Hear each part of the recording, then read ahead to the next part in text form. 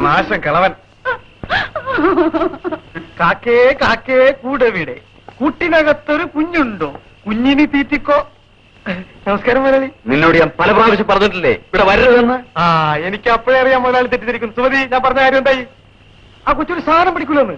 എന്നാ രണ്ടു വാക്ക് വിദ്യാഭ്യാസം പഠിപ്പിച്ചു കൊടുക്കാൻ വെച്ചോന്നാണ്. ആ, നന്നായിട്ട് പഠിക്കണേ. ആ, ഒരു സാധനം പഠിക്കില്ല. വിദ്യാഭ്യാസം ഇല്ലാത്ത കളവൻ.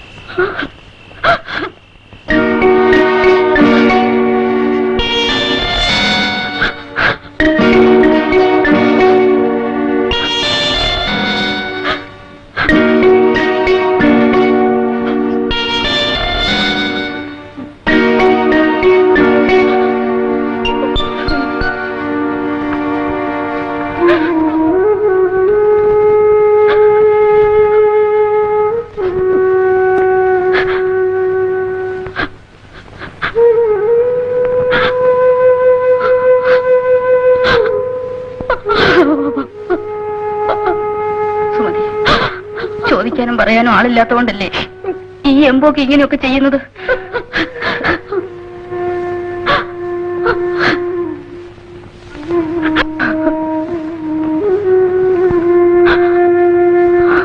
നമ്മുടെ മുതലാളി ഇപ്പൊ വന്നില്ലായിരുന്നേ, നിന്റെ സ്ഥിതി എന്തായേനെ?